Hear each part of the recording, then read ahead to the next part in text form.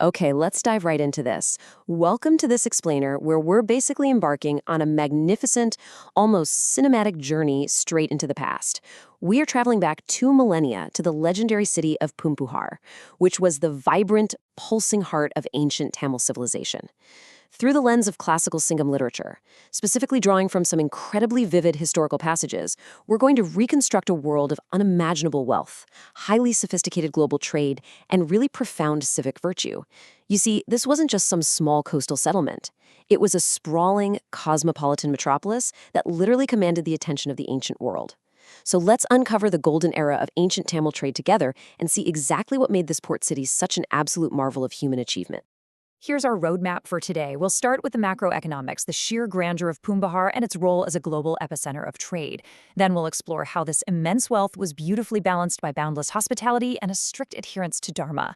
Next, we're going to zoom way in on the intimate, opulent lives of its most famous noble citizens, before finally wrapping up with the timeless literary legacy that keeps this city's memory alive today. Section 1. The Grandeur of Poompuhar, a City of Splendor. Just imagine for a second standing on the coastline of the Bay of Bengal 2 entire millennia ago. The scent of exotic spices is filling the air, the horizon is completely dotted with these massive wooden ships, and the streets are practically paved with the prosperity of a truly globalized ancient world. Our source text describes Poompuhar as a great city of fame and wealth, possessing all benefits. And historically speaking, we can actually assign a solid 95% confidence score to this claim. We know for a fact that these classical texts accurately reflect a highly developed, prosperous urban center. Archaeological excavations right along the Coromandel coast perfectly back up this literary reference. Poompuhar was meticulously planned, it was bustling with foreign merchants, and it was absolutely overflowing with resources that catered to the highest standards of ancient living. So who was actually driving this golden age? Well, that would be the Parathethers. These were the incredibly prosperous merchant communities who populated the great city, and they were renowned for both their immense wealth and their unparalleled maritime expertise. Based on overwhelming literary and epigraphical evidence, we give a 90% confidence score regarding their immense societal influence. The Parathethers, they weren't merely traders. They were the wealthy elite. They were the master navigators of the monsoon winds, and really the primary benefactors behind the city's spectacular urban infrastructure. And this brilliantly illustrates Section 2, the epicenter of trade, land, and sea commerce. The societal structure of those Parthar merchants directly built and sustained this vast, almost unstoppable commercial network that reached the very edges of the known world. The merchants of Poompuhar mastered two dual economic lifelines. On one hand, you've got Kadalvashi, which is the maritime trade. They totally mastered the ocean currents, sending massive cargo vessels out to Rome, Greece, and all across Southeast Asia. But on the other hand, we have Terrace, the inland trade. This is where they dominated the terrestrial caravan routes, hauling goods from the deep interiors of the Indian subcontinent right to the coast. This flawless, seamless integration of both land and sea logistics, that was the true secret to their empire. And this mastery resulted in a marketplace that was, frankly, unlike any other. The texts speak of thousands of rare exotic goods and a massive accumulation of wealth, leading to unrivaled prosperity in a bustling cosmopolitan hub. We can assign an 85% confidence score that the phrase thousands of rare goods directly correlates to the extensive ancient Indian Ocean trade networks. We're talking Roman gold, Chinese silk, Southeast Asian spices being traded daily in the warehouses of Poompuhar. The sheer scale of this commerce is absolutely staggering, honestly, even by modern standards. Which brings us to Section 3, boundless hospitality and Dharma, wealth with purpose. Now, to truly understand Sangam society, we really have to shift our narrative lens away from hard economics and look at their profound cultural values. This massive mercantile wealth, it wasn't just being hoarded away in a vault. It was purposefully translated into societal virtues. The classical texts offer this beautiful, poetic exaggeration. They say Poompuhar possessed the unparalleled wealth to feed the entire world at once, without ever experiencing fatigue. Now, obviously, that's poetry, but it's a profound indicator of their massive agricultural surplus and economic abundance. Even more importantly, it showcases the city's unmatched capacity and willingness for hospitality. You see, in ancient Tamil culture, generating wealth was really only half the equation. The other half was how generously you shared it with others. So, the crucial point is this: wealth in ancient Tamil society was deeply, inextricably intertwined with righteous living and the continuous everyday practice of dharma. The source specifically mentions the citizens living a life of dharma and boundless charity. This economic philosophy meant that the prosperous merchant class functioned as the ultimate social safety net. Charity wasn't just some afterthought or a tax write off, it was the primary moral obligation of the wealthy, ensuring that the immense prosperity of Poompuhar elevated the entire society around them. Let's zoom in a bit for Section 4, the lives of noble citizens, Kannagi and Kovalan.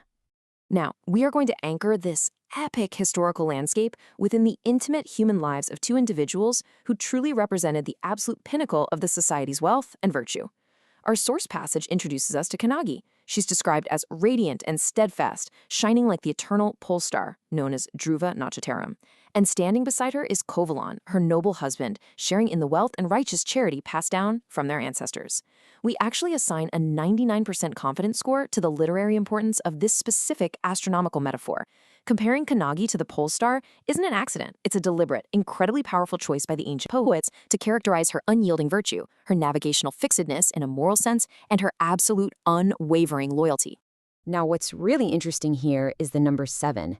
The text explicitly states that this noble couple lived in a magnificent 7-story mansion, known in Tamil as a Izunile Madam.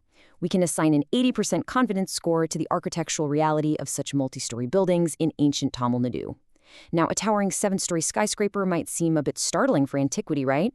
But archaeological evidence of deep, incredibly robust brick foundations excavated in the region proves that highly advanced, soaring urban architecture was indeed a defining hallmark of the wealthy elite in Poompuhar. Let's actually walk through the vertical architecture of their home, just to create a vivid spatial understanding of their luxurious lifestyle. Picture this. You enter the grand, sprawling ground floor of this 7-story mansion. You then ascend through levels dedicated to storage, to servants, and to reception, all the way up until you reach the incredibly opulent 4th floor. Up here, completely elevated above the noise and the heat of the bustling port streets down below, you step into the beautifully appointed, airy private chambers of Kannagi and Kovalan. This elevated living space is just a pure reflection of their incredibly high societal status. Within this private chamber, the classical text points out a very specific, fascinating detail. It mentions they sat upon a magnificent bed with beautifully crafted legs, so perfect that it seemed as if it was created by Mayan, the divine architect himself. Now, invoking Mayan is not just a passing compliment here. It really underscores that these wealthy merchants had access to the absolute peak of ancient craftsmanship. The woodwork, the intricate inlays, the structural elegance, literally every single piece of furniture in their home was a masterpiece, perfectly reflecting the immense wealth flowing in from their global maritime trade. Section 5. A timeless literary legacy, beyond the physical city. Pulling our cinematic lens all the way back out to the macro view of Poompuhar, we can clearly see how the source text preserves an absolute masterclass of a civilization. Historically, we know their economy was built on massive maritime and inland trade networks.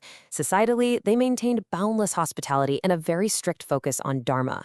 And architecturally, they lived in multi-story mansions, featuring what was quite literally considered divine craftsmanship. Sangam literature just masterfully weaves all these elements together, providing us with a flawless documentary record of a society that somehow managed to perfectly balance immense material wealth with profound spiritual and social responsibility. Which brings us to our final thought for today. We know the sea eventually swallowed much of this great port, but think about this. If a city so unbelievably wealthy and globally powerful as Poompuhar could eventually vanish beneath the waves and slip into myth, what actually endures beyond its physical stones? Well, the answer lies in the very literature we've explored today. It's the cultural values, it's the stories of steadfast virtue like Kannagi's, and it's the poetic memory of a golden age that endures. This ancient Tamil text proves that while buildings might crumble and ports might wash away, a society's true legacy is always immortalized in the art, the ideals, and the words they leave behind. Thank you so much for joining me on this explainer. Keep questioning, keep exploring, and I will see you in the next one.